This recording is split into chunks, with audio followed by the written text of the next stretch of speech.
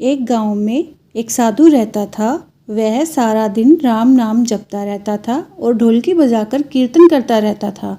उसकी कुटिया के पास एक व्यक्ति का घर था। वह उससे बहुत परेशान था। एक दिन वह आदमी उस साधु की कुटिया में आया और बोला, क्या तुम दिन रात राम राम रटते रहते हो? क्या तुम्हें कोई काम धंधा नहीं है? हमें तो कमाने जाना पड़ता है और तुम्हारी ढोलकी की आवाज़ सुन के सारी रात सो नहीं पाता। साधु कहने लगा कि तुम भी मेरे साथ राम नाम जप कर देखो, तब तुम्हें पता चलेगा कि इसमें कितना आनंद आता है। उस आदमी ने खिंचकर कहा कि अगर मैं तुम्हारे साथ राम नाम जपता हूँ तो क्या तुम्हारा राम मुझे खाने के लिए रोटी देगा? साधु कहने लगा कि मुझे तो राम नाम की लगन लगी है और राम जी की कृपा से हर रोज़ भोजन मिल जाता है। तुम भी राम नाम जप कर देख लो, मुझे भरोसा है भगवान तुम्हें भी खाने को तो जरूर देंगे। वह आदमी उस साधु को चुनौती देता है कि मैं आज तुम्हारे साथ राम नाम का भजन करता हूँ। अगर तुम्हारे राम जी ने आज मुझे रोटी खिला दी तो मैं सारी उम्र राम की भक्ति में लगा दूँगा, और अगर नहीं दी तो तुम ढोलकी बजाना बंद कर दोगे। साधु कहता है कि मैंने तो निष्काम भाव से प्रभु राम की भक्ति की है, लेकिन फिर भी मुझे तुम्हारी चुनौती मंजूर है। वह आदमी साधु के साथ बैठकर राम नाम का जाप करता है और मन में निश्चय करता है कि चाहे कुछ भी हो जाए, आज मैं भोजन नहीं करूँगा। देखता हूँ इसका राम मुझे भोजन कैसे कराता है। राम राम का भजन करने के बाद वह सोचता है कि अगर मैं अब घर जाता हूँ तो मेरी पत्नी और मेरी माँ मुझे रोटी खाने को कहेंगे और मुझे रोटी खानी पड़ सकती है, लेकिन मुझे साधु को चुनौती में हराना है। इसलिए मैं घर जाने की बजाय गांव के पास जंगल में चला जाता हूँ। वह जंगल में एक पेड़ के ऊपर चढ़कर बैठ जाता है और सोचता है कि मैं सारा दिन इस पेड़ से नीचे नहीं उतरूँगा और अन्न का एक भी दाना नहीं खाऊंगा।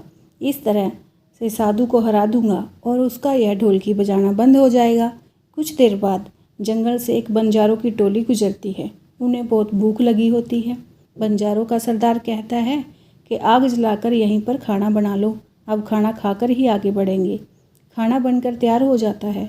बंजारे खाना खाने ही चले होते हैं कि इतनी देर में बंजारों को सूचना मिलती है कि पीछे से डाकू आ रहे हैं। बंजारों का सरदार कहता है कि हमें यहाँ से चले जाना चाहिए, डाकू हमारा सब कुछ लूट सकते हैं। वे बंजारे खाना वहीं पर छोड़कर चले जाते हैं। वह आदमी पेड़ पर बैठा सब कुछ देख रहा था।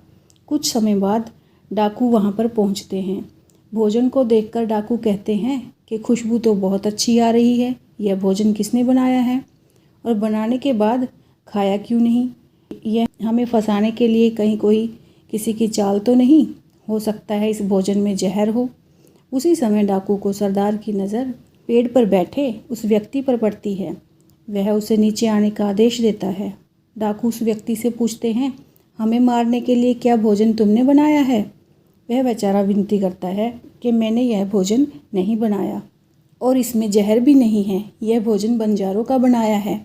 आपके आने की खबर सुनकर वह यहाँ से भाग गए, लेकिन डाकू के आगे उसकी एक नहीं चलती। डाकू से कहते हैं कि अब तुम्हें यह भोजन खाकर दिखाना पड़ेगा, क्योंकि हमें लगता है कि तुमने यह भोजन बनाया है और इसमें जहर मिलाया है। अब सबसे पहले तुम ही यह भोजन खाओगे। वह जिद पर अड़ा रहता है कि मैं भोजन किसी भी कीमत पर नहीं खाऊंगा।